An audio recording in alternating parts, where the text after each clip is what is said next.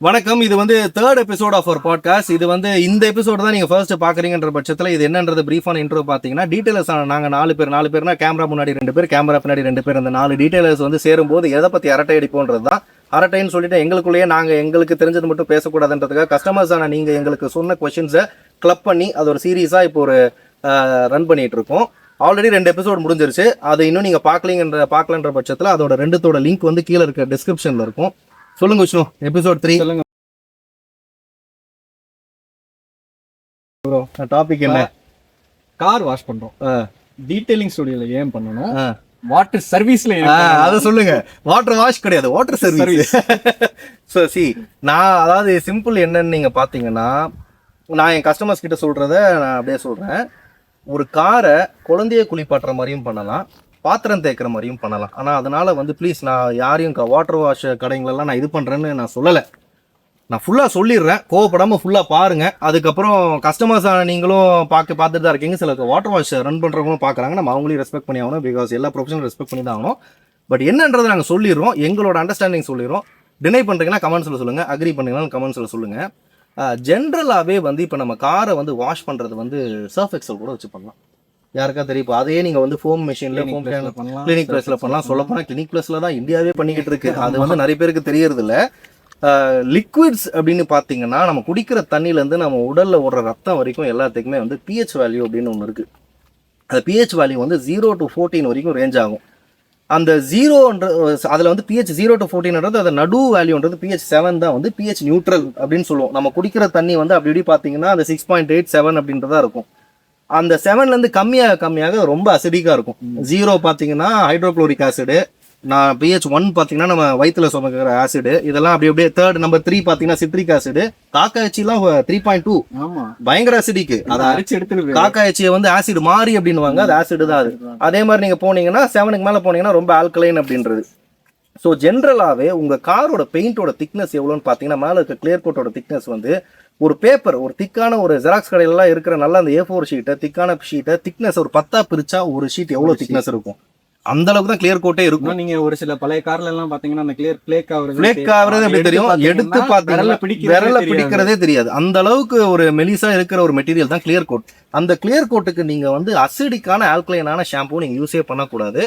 இந்த surf XL எல்லாம் பாத்தீங்கன்னா பயங்கர ஆல்கலைனா இருக்கும், 12 13 இருக்கும். பயங்கர அசிடிக் யூஸ் பண்ணா என்ன ஆகும் நீங்க பாத்தீங்கன்னா, கொஞ்சம் கொஞ்சமா இந்த இவ்வளவு தின்னா இருக்கிற கிளியர் கோட்டை அரிச்சுக்கிட்டே வரும். இந்த அரிச்சுக்கிட்டே வந்து ஒரு பாயிண்ட்ல கிளியர் கோட்டே இல்லாம போயிடும். கிளியர் கோட் இந்த வாஷ் பண்ணும் போதெல்லாம் நமக்கு வந்து பாலிஷ் பண்ணும்போது அது கிளியர் கோட் வந்து பட்டுன்னு ஃபிளேக் ஆகுறது நம்ம கண்ணுக்கு தெரியும். வாஷ்ன்றது அப்படி இல்லை, 2 மாசத்துக்கு ஒரு வாட்டி 3 மாசத்துக்கு ஒரு வாட்டி பண்ணிட்டு இருக்கோம். இதுல என்ன நினைச்சிருவாங்கன்னா, ரொம்ப அசிடிக்கா யூஸ் பண்ற ஷாம்புவே யூஸ் பண்ணிட்டு இல்ல. ஃபர்ஸ்ட் நம்ம வந்து யார் அசிடிக்கா இது அதை பத்தி பேசிடலாம், அதுக்கப்புறம் நான் அது வரேன். டீடைலிங் ஸ்டுடியோஸ்ல ஜென்ரலாகவே pH நியூட்ரல் ஷாம்பூஸ் தான் யூஸ் பண்ணுவாங்க. அதை எப்படி நாங்கள் நம்புறதுப்பா அப்படின்னு நீங்கள் நினச்சிங்கன்னா, ஒரே ஒரு விஷயம் தான், ஆல்கலைன் அண்ட் அசிடிக் ஷாம்பூஸை நாங்கள் கோட்டிங்லேயோ பிபிஎஃப்லேயோ யூஸ் பண்ணோம்னா நம்மளோட வேலையை கட்டுறோம். நம்மளை தான் வந்து கேள்வி கேட்க போகிறாங்க. ஸோ கிட்டத்தட்ட எங்களுக்கு ஒரு வழி இல்லை, நாங்கள் இப்போ நல்ல ப்ராடக்ட்ஸ் தான் யூஸ் பண்ணி ஆகணுன்ற ஒரு நிலைமைக்கும் தள்ளப்பட்டிருக்கோன்னு வைங்களேன். அதுதான் எங்களுக்கு பேஷனும் கூட, அது வேற விஷயம். இந்த வாட்டர் வாஷ் கடையில் நீங்கள் பார்த்தீங்கன்னா, ஏன் வந்து அவங்க pH நியூட்ரல் ஷாம்பூஸ் யூஸ் பண்ண மாட்டாங்கன்னா, இந்த கமர்ஷியல் வெஹிக்கிள்ஸ்க்கு இருக்கு இல்லையா, ஆட்டோ, சின்ன யானை, டாக்ஸி, இது எல்லாத்தையும் நீங்க pH நியூட்ரல் ஷாம்பூஸ் வச்சு அடிச்சீங்கன்னா சட்டையே பண்ணாது. சிம்பிளா உங்களுக்கு சொல்லணும்னா, pH நியூட்ரல் ஷாம்பு யூஸ் பண்ணி நீங்க குழந்தைய கூட குளிப்பாட்டலாம். இல்ல ப்ரோ, ஒரு லோடு லாரி லோடு இறக்கிடுறாங்க, அது அப்படியே சும்மா pH நியூட்ரல் ஊத்துனா வரும்னு நினைக்கிறேன். ஒண்ணுமே ஆகாது. அதை வச்சு நீங்க குழந்தையவே குளிப்பாட்டலாம். அவ்வளவு மென்மையான ஷாம்பு pH நியூட்ரல். நீங்க ஏன் அவ்வளவு யோசிக்கிறீங்க? இப்ப நம்ம கிளினிக் பிளஸ் வந்து நீங்க பாத்தீங்கன்னு வைங்களேன், இவ்வளவு பெரிய 200 ml பாட்டில் வந்து 90 ரூபா 95 ரூபா இருக்கும். இதுவே நம்ம யூஸ் பண்ற ஷாம்பு நீங்க pH நியூட்ரல் ஷாம்பு போய் பாருங்க, 600 ரூபா 650 ரூபாய், அதே 200 ml. ஸோ எனி கெமிக்கல் அதை pH நியூட்ரலா ஆக்கும்போது அது அந்த அளவுக்கு பிரைசிங் வரும். அந்த பிரைசிங்க்கு ஏற்ற வேலையும் இருக்குதுல, அந்த அளவுக்கு மென்மையா இருக்கும். pH நியூட்ரல் ஷாம்பூஸ் நீங்க வாஷ் பண்ணிட்டு இருந்தீங்கன்னா உங்க கார் அதே மாதிரி கிளியர் கோட்டை வந்து சாப்பிடாம இருக்கும். ஒன்று. ரெண்டாவது ரொம்ப இம்பார்ட்டன்டான ஃபேக்டர் என்னன்னு நீங்க பாத்தீங்கன்னா, இந்த கமர்ஷியல் வெஹிக்கிள்ஸ் பண்ற வாட்டர் வாஷ் கடையில கமர்ஷியல் வெஹிக்கிள்ஸ் எல்லாத்துக்குமே 2 years ஒன்ஸ் FC. புரியுதுங்களா? எல்லோ போர்டு வண்டி எல்லாம் பாத்தீங்கன்னா, டாக்ஸி, சின்ன யானைக்கெல்லாம் 2 வருஷத்துக்கு ஒரு வாட்டி FC. கமர்ஷியல் வெஹிக்கிள்ஸ் அடிக்கிறவங்களுக்கு ஸ்கிராட்சை பத்தி எல்லாம் பெரிய கவலை இருக்காது. அவங்க என்ன சொல்லுவாங்க, அப்பா நல்லா வண்டி நல்லா தேய்ச்சி கழுவி கொடுப்பா அப்படின்ற மாதிரி சொல்லுவாங்க. 2 வருஷத்துக்கு ஒரு வாட்டி FC பண்ணும்போது அவங்க இது பண்ணிடுவாங்க.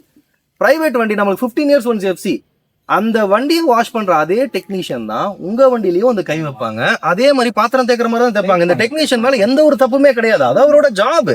நம்மளுக்கு தான் வந்து ஒரு கஸ்டமர்ஸ், நம்மளுக்கு தான் ஒரு ஃபைன் லைன் இருக்கணும், கமர்ஷியல் வெஹிக்கிள்ஸ் போற இடம், பிரைவேட் வெஹிக்கிள்ஸ் போற இடம் அப்படின்ட்டு. சிம்பிளா சொல்ல போனா, வாட்டர் வாஷ் கடைங்க இஸ் ஃபார் கமர்ஷியல் வெஹிக்கிள்ஸ். நாங்க அந்த வண்டி எடுத்து பண்ண மாட்டோம். அதே மாதிரி detailing studios are for private vehicles, white board vehicles.